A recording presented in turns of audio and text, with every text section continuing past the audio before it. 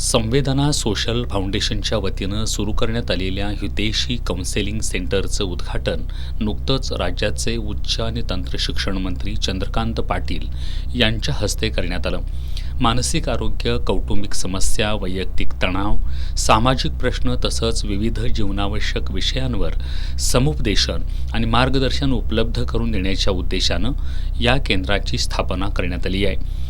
या कार्यक्रमात वर्षा विनोद तावडे, संगीता बनगिनवार, डॉक्टर श्रेया भारतीय, डॉक्टर सतीश पत्की आणि किरण खटावकर यांनी उपस्थितांना मार्गदर्शन केलं. मानसिक आरोग्य, वंध्यत्वावरील समुपदेशन, दत्तक प्रक्रिया, कौटुंबिक नातेसंबंध आणि सामाजिक जाणीव या संदर्भात त्यांनी सविस्तर विचार मांडले. सामाजिक अनेक समस्या या वेळेवर समुपदेशन आणि योग्य मार्गदर्शनाद्वारे सोडवता येऊ शकतात. हितैषी काउन्सिलिंग सेंटरच्या माध्यमातून गरजू नागरिकांना तज्ज्ञांचं मार्गदर्शन आणि मानसिक आधार उपलब्ध होणार असल्याचा विश्वास यावेळी वक्त्यांनी व्यक्त केला. मानसिक आरोग्याबाबत जनजागृती निर्माण करणं, समाजातील विविध घटकांपर्यंत समुपदेशन सेवा पोहोचवणं आणि सकारात्मक सामाजिक बदल घडवून आणणं या दृष्टीनं हे केंद्र महत्त्वपूर्ण भूमिका बजावणार असल्याचं यावेळी सांगण्यात आलं.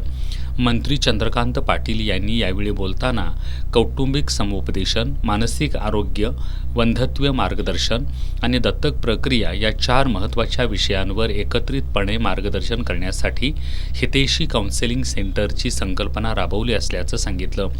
डॉक्टर सतीश पत्की यांनी वंध्यत्वाच्या वाढत्या समस्येवर चिंता व्यक्त करत बदलती जीवनशैली, वाढते लठ्ठपण, फास्ट फूड, व्यायामाचा अभाव, वाढता स्क्रीन टाईम आणि लग्नाचं वाढतं वय ही यामागील प्रमुख कारणं असल्याचं सांगितलं. वंध्यत्वाच्या उपचारांमध्ये समुपदेशन आणि जीवनशैलीतील बदल अत्यंत महत्त्वाचे असून केवळ औषधोपचार पुरेसे नसल्याचं त्यांनी स्पष्ट केलं. वर्षा तावडे यांनी मार्गदर्शन करताना दत्तक प्रक्रिया हा अत्यंत संवेदनशील आणि महत्त्वाचा विषय असून त्याकडे केवळ कायदेशीर प्रक्रिया म्हणून न पाहता पालकत्व स्वीकारण्याचा एक भावनिक आणि सामाजिक प्रवास म्हणून पाहिलं पाहिजे असं मत व्यक्त केलं. या कार्यक्रमाला राहुल चिकोडे यांच्यासह विविध क्षेत्रातील मान्यवर, सामाजिक कार्यकर्ते, वैद्यकीय क्षेत्रातील तज्ज्ञ आणि नागरिक मोठ्या संख्येनं उपस्थित होते.